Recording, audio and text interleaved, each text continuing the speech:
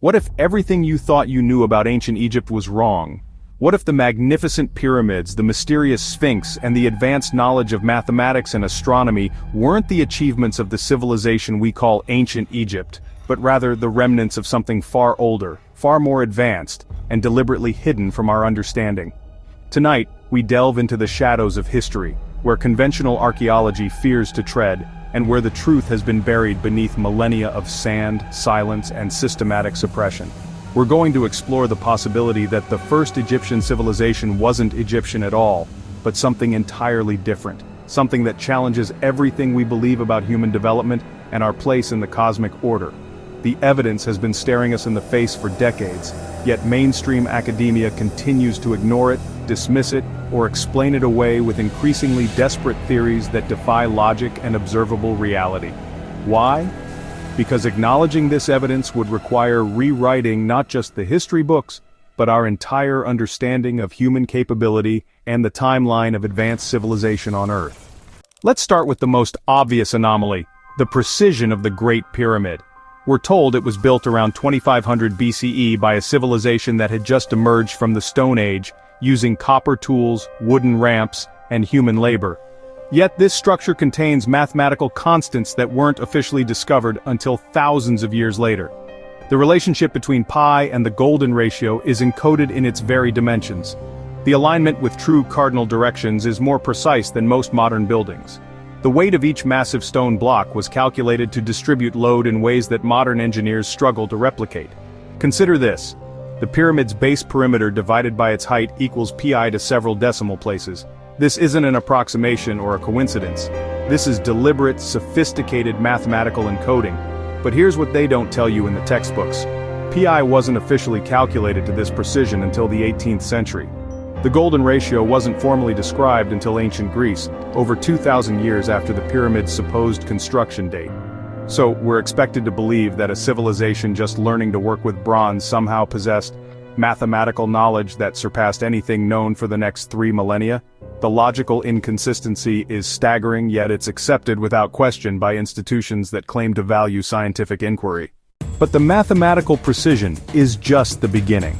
The pyramid's internal chambers contain acoustic properties that modern sound engineers are only now beginning to understand. The king's chamber resonates at a frequency that perfectly matches the Earth's heartbeat, the Schumann resonance. When you strike the granite sarcophagus, it produces a tone that corresponds to the fundamental frequency of our planet. This isn't accident or coincidence. This is advanced harmonic engineering. The construction itself presents even more troubling questions. The foundation stones, some weighing over 15 tons, are fitted together so precisely that you cannot slide a sheet of paper between them. No mortar was used, yet after nearly 5,000 years, they remained perfectly aligned despite earthquakes, weather, and the passage of time. The tolerances are measured in fractions of millimeters across distances of hundreds of feet. Modern construction equipment can barely achieve this level of precision, and we have laser guidance systems, computer modeling, and materials science that was unimaginable to ancient peoples. Yet we're told this was accomplished with copper chisels, wooden levers, and unlimited human labor. The mathematics of moving multi-ton blocks up increasingly steep inclines using the proposed ramp systems would require ramps extending for miles into the desert, consuming more material than the pyramid itself. But perhaps the most damning evidence comes from the tool marks, or rather the complete absence of tool marks where they should exist. The internal chambers are carved from solid granite, one of the hardest substances on Earth. Yet the surfaces are polished to a mirror finish with no visible evidence of the copper tools that supposedly carved them. Modern attempts to recreate these surfaces using period-appropriate tools have failed completely. The only way to achieve this level of finish is with diamond-tipped tools and high-speed machinery. The establishment's response to these inconsistencies is telling. Rather than acknowledge the impossibility of their timeline, they simply insist that ancient peoples were more capable than we give them credit for. They invoke unlimited manpower, unlimited time, and unlimited determination. But this explanation dissolves under scrutiny. The pyramid contains approximately 2.5 million stone blocks. If it was built in 20 years as commonly claimed, that means a block had to be quarried, transported, lifted, and perfectly positioned every 2 minutes, working continuously, day and night, for 2 decades. Even if we accept this impossible timeline, where did all these workers live? Where are the massive settlements that would have housed hundreds of thousands of laborers? Where are the quarries that provided millions of tons of stone?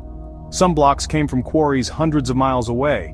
How were they transported across the desert with Bronze Age technology? The logistical requirements exceed the capabilities of many modern nations. The more you examine the official narrative, the more it resembles a carefully constructed fiction designed to obscure rather than illuminate. But why would anyone want to hide the true origins of these monuments? What purpose would such deception serve? The answer lies in what these structures really represent. They aren't tombs. They were never tombs. No mummy has ever been found in the Great Pyramid. No burial goods, no hieroglyphs, no evidence of any kind that it was ever used for burial purposes. The so-called sarcophagus in the king's chamber shows no signs of ever containing a body. Its dimensions correspond to no known coffin design.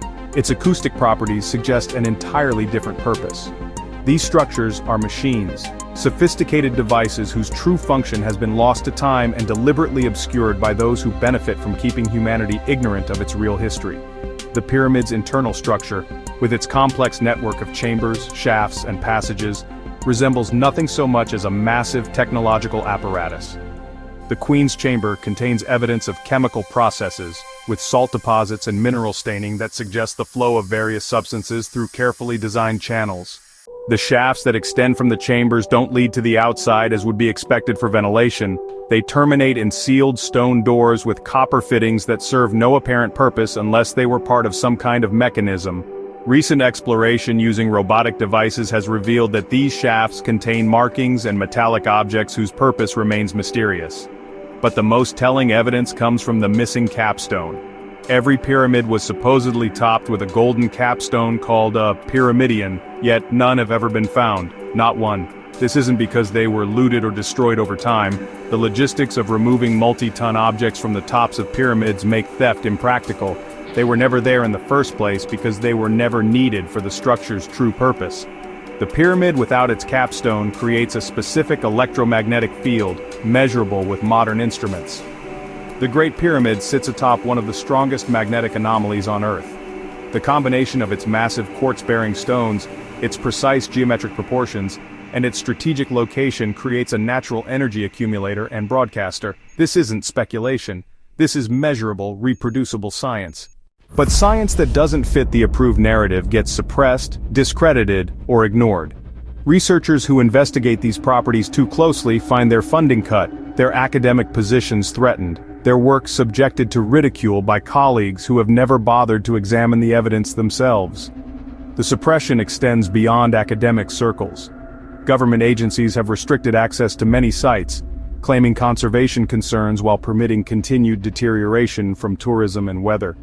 Military installations have been built in proximity to major archaeological sites for no apparent strategic reason. Excavations are halted without explanation when they begin to uncover evidence that contradicts established timelines. This pattern repeats across all the great monuments of antiquity. The Sphinx shows clear evidence of water erosion, indicating it endured heavy rainfall for centuries. But Egypt has been arid for over 4,000 years. The last period of significant rainfall in the region ended approximately 12,000 years ago, making the Sphinx at least twice as old as conventional dating suggests.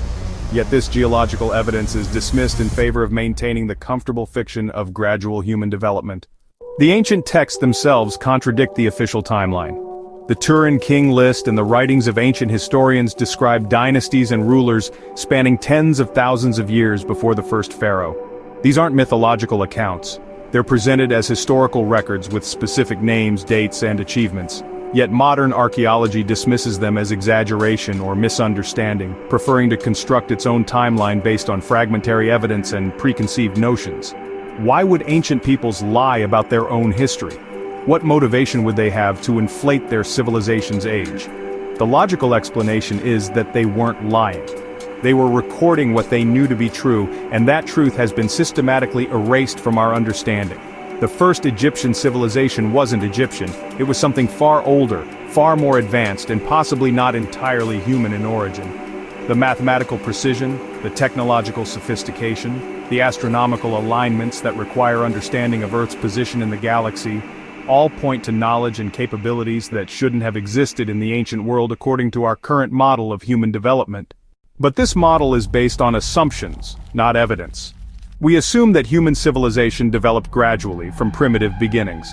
We assume that technological advancement follows a linear progression. We assume that ancient peoples were less capable than modern humans. These assumptions serve those who benefit from keeping humanity ignorant of its true potential and its real history. The evidence suggests a different story. A story of an advanced civilization that possessed knowledge and capabilities that we're only now beginning to rediscover. A civilization that was deliberately erased from history, its achievements attributed to later, less advanced peoples who inherited the remnants of something far greater. This erasure wasn't accidental, it was systematic, thorough, and ongoing. Libraries were burned, records were destroyed, monuments were defaced or buried, and new narratives were constructed to replace the inconvenient truth. Those who benefit from the current order have no interest in humanity rediscovering its real past, because that past demonstrates capabilities and knowledge that would threaten their control. The first Egyptian civilization had access to energy sources we've forgotten, building techniques we can't replicate, and understanding of natural forces that our science is only beginning to acknowledge. They weren't worshipping gods, they were remembering teachers. The hieroglyphs aren't primitive picture writing, they're technical manuals and historical records encoded in symbols whose true meaning has been lost. Every discovery that challenges the official narrative is explained away, suppressed, or discredited. Artifacts that don't fit the timeline disappear into private collections or restricted storage facilities. Sites that might yield uncomfortable evidence are declared off-limits or destroyed by convenient conflicts. Researchers who ask the right questions find themselves marginalized, defunded, or worse. But the truth has a way of surfacing despite the best efforts to bury it. New technologies are revealing hidden chambers, undiscovered passages, and anomalous readings that can't be explained by conventional archaeology. Independent researchers, working outside the compromised institutions, are piecing together a picture that grows more compelling with each new revelation. The first Egyptian civilization represents something that those in power never want humanity to remember. Proof that we are capable of far more than we've been led to believe. Proof that our past holds keys to capabilities and knowledge that could transform our future.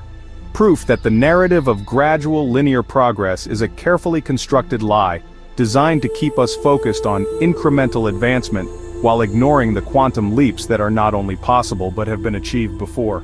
The monuments stand as silent testimony to this forgotten greatness. Despite millennia of erosion, earthquake, and deliberate destruction, they continue to demonstrate precision and sophistication that modern engineering struggles to match. They are messages from a civilization that knew its time was ending, encoded lessons left for those who would eventually have the wisdom to decode them. The question isn't whether this lost civilization existed. The evidence is overwhelming and undeniable for those willing to examine it objectively. The question is, what happened to it? Why was its memory erased? And what do those responsible for the erasure fear would happen if humanity remembered its true heritage? The answers to these questions lie buried beneath the sand, hidden in restricted archives, and encoded in monuments that have withstood the test of time specifically so that future generations might rediscover the truth. The first Egyptian civilization awaits rediscovery by minds free enough to question the official narrative and brave enough to follow the evidence wherever it leads. The truth is out there, carved in stone, measured in mathematics, and resonating in frequencies that connect us to the cosmos itself. All that's required is the courage to see it.